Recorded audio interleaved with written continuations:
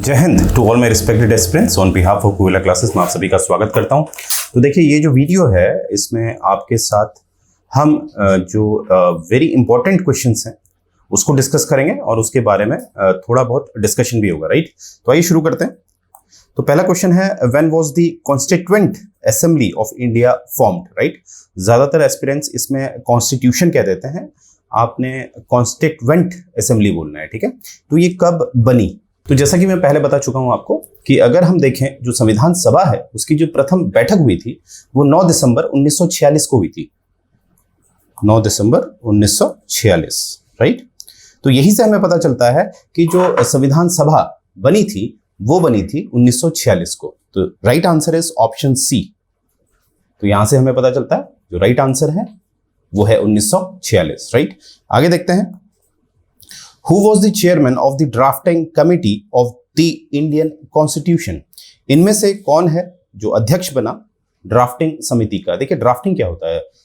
जब भी हम कोई भी लीगल लैंग्वेज करते हैं तो ड्राफ्टिंग होती है, यानी कि उसको एक जो प्रोटोकॉल होते हैं, जो नियम होते हैं, शब्दों को उस हिसाब से उन नियमों में रखने को हम ड्राफ्टिंग कहते हैं, right, legal language.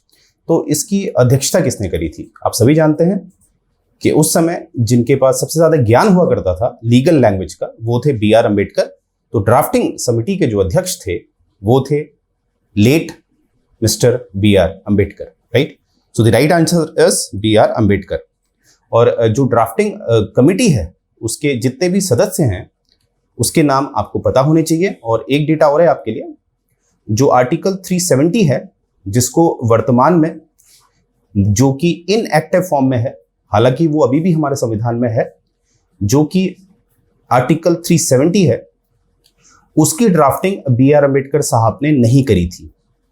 I repeat, article 370 की जो ड्राफ्टिंग है वो B.R. अम्बेडकर साहब ने नहीं करी थी, वो करी थी N. गोपाल स्वामी अयंगर, जो एक ड्राफ्टिंग कमेटी के सदस्य थे। आगे बढ़ते हैं। Which of the following acts provided for the establishment of a separate dominion of Pakistan?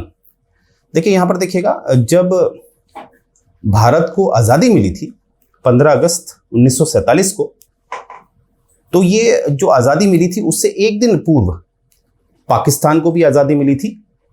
तो हम कह सकते हैं कि 15 अगस्त को दो देश बने, एक पाकिस्तान और एक भारत। परंतु याद रखेंगे, दोनों ही देश जो थे उनके पास सोवरेनिटी नहीं थी, संप्रभुता नहीं थी, दोनों ही देश डोमिनियन थे, ठीक है।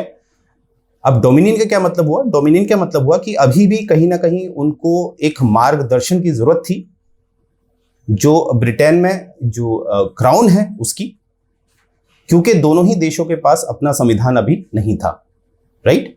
तो इसीलिए एक डोमिनियन स्टेटस का दर्जा मिला दोनों देशों को 15 अगस्त 1947 को। और जैसा कि आप जानते हैं, जो भारत है वो गणतंत्र बना, गणराज्य बना 26 जनवरी 1950 को। तब से हमारा भारत कहीं ना कहीं क्या बना? सोवरन, संप्रभुता प्राप्त करी भारत ने। तो यहां से आप समझ गए, बिल्कुल सही। पाकिस्तान को जो डोमिनियन स्टेटस मिलता है वो किस अधिनियम से मिलता है? वो मिलता है 1947 के अधिनियम से। सो the right answer is Indian independence act of 1947। आगे बढ़ते हैं। Next, the objective resolution which outlined the principle of the constitution was moved by। देखिए, आज जिसे आप प्रेम्बल कहते हैं, जो एक संविधान का अभिन्न भाग है, इनसेपरेबल पार्ट है, ये कहां से तय हुआ था? ये हुआ था, स्टार्टिंग इसकी हुई थी केशवानंद भारती केस जो 1973 का है। इसमें पहली बार माननीय सर्वोच्च न्यायालय ने बोला था कि जो प्रेम्बल है वो एक अभिन्न भाग है संविधान का। तो यहां से ये जो प्रेम्बल है इसकी जो शुरुआत हुई थी ये हुई थी ऑब्जेक्टिव रेजोल्यूशन से। तो इसकी ऑब्जेक्टिव रेजोल्यूशन को जो पहली बार संविधान सभा में रखा गया था वो रखा गया था लेट जवाहरलाल नेहरू द्वारा 13 दिसंबर 1946 को, राइट। तो यहां पर आप समझ गए होंगे, ऑब्जेक्टिव रेजोल्यूशन जिसका अंतिम रूप प्रेम्बल बनता है, और हिंदी में ऑब्जेक्टिव रेजोल्यूशन को प्रस्तावना कहते हैं, जो कि आगे चल के उद्देशिका बनी। प्रेम्बल को हम हिंदी में उद्देशिका कहते हैं। तो इसकी शुरुआत करते हैं पंडित जवाहरलाल नेहरू। कब? 13 दिसंबर 1946 को ये लाते हैं और 40 दिनों के भीतर इसे पारित करवा देते हैं, यानी कि 22 जनवरी 1947 को ये पास हो जाता है। राइट, ये बात आपने याद रखनी है। नेक्स्ट क्वेश्चन देखते हैं। Who is often referred to as the architect of the Indian constitution. तो ये जो आर्किटेक्ट वाली बात है, जो भारत के संविधान के लिए माना जाता है, ये वो है जिन्होंने ड्राफ्टिंग समिति की अध्यक्षता करी थी।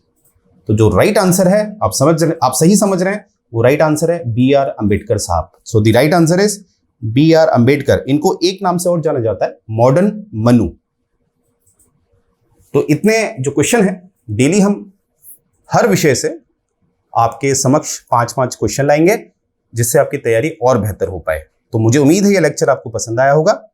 तो यहीं से मैं अपना लेक्चर एंड करने जा रहा हूं। जय हिंद।